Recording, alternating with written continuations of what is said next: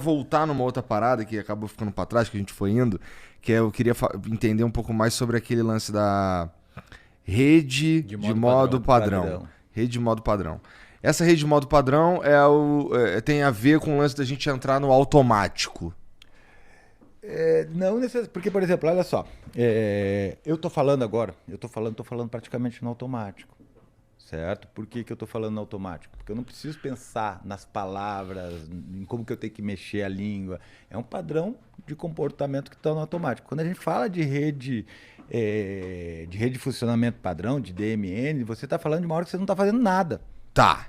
Certo? Tá, é outra história, outra parada. Isso, você não tá fazendo, você tá ali viajando, né? Se eu tô aqui fazendo nada e toco o meu telefone, imediatamente sair da rede de modo padrão, certo?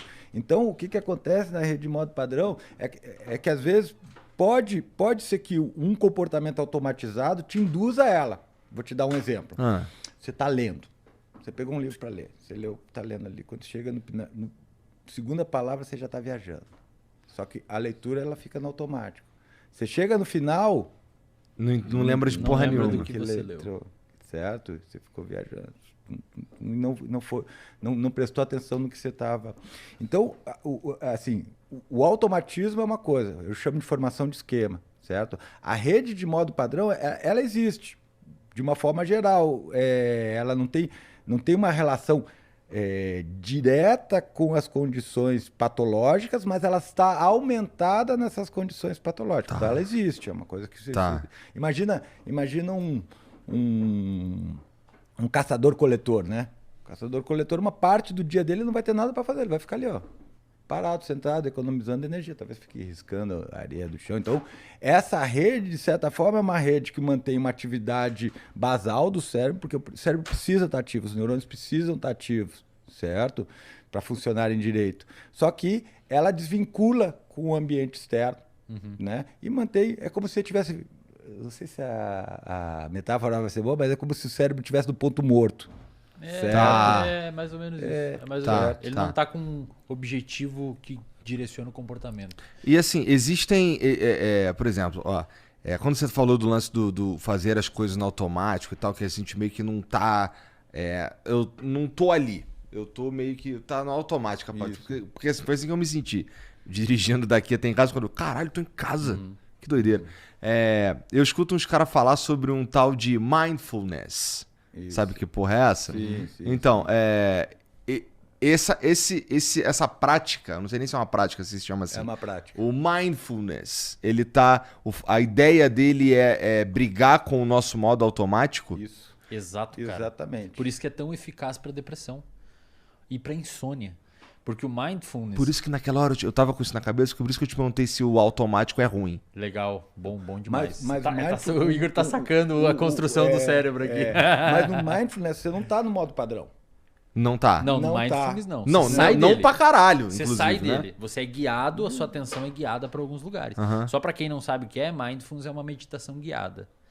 Então tem uma, por exemplo, que eu inclusive faço mindfulness. Eu ensino, eu tenho uma comunidade com alunos que eu ensino neurociência e comportamento. Eu tenho uma aula lá que eu ensinei a fazer mindfulness porque, cara, me ajuda demais quando eu tô um pouco ansioso e não consigo dormir. E você bota um fone de ouvido e tem uma pessoa guiando a sua atenção. Então, por exemplo, a nossa atenção, Igor, ela é negociável.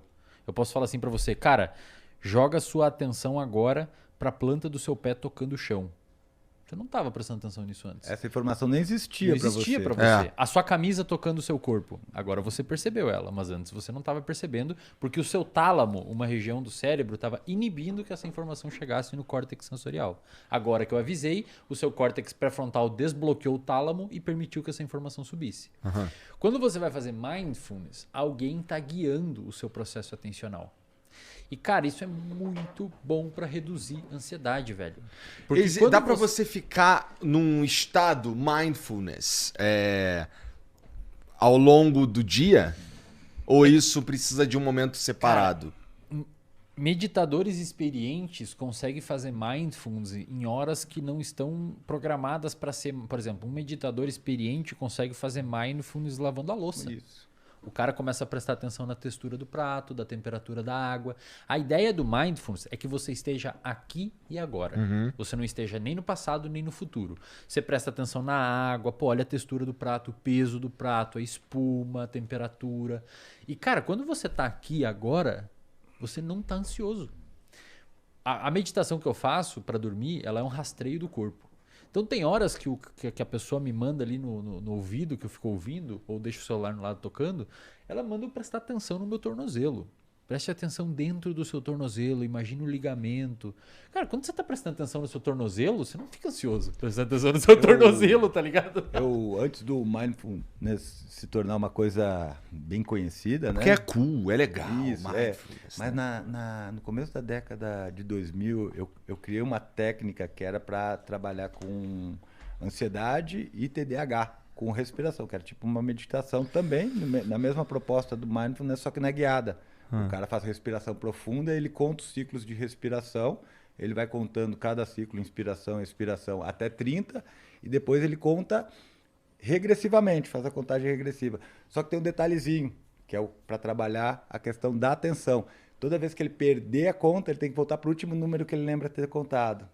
Então geralmente acontece a mesma coisa que quando você está lendo. Daqui a pouco você vê, já está viajando, já perdeu, já não sabe mais onde é. Você tem que voltar para o número atrás.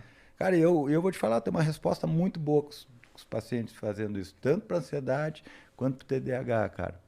Interessante. Que assim, eu queria falar sobre isso porque é meio moda um pouquinho, assim, é legal, é bonito o cara que faz, que é o Mindfulness, tá ligado? E eu já vi uns caras falando assim, não, isso daí mudou minha vida e o caralho, não sei o quê. E pior que tem muita eficácia científica. Tem muito dado científico mostrando que ajuda pra caramba. Aumenta a atividade do córtex pré-frontal. Você pega um grupo e submete ao Mindfulness e um grupo não, o grupo do Mindfulness tem uma resposta de pré-frontal aumentada em média durante o dia, melhora a capacidade atencional, porque a nossa atenção é como se fosse um músculo. Quanto mais você treina ela, melhor ela tende a ficar.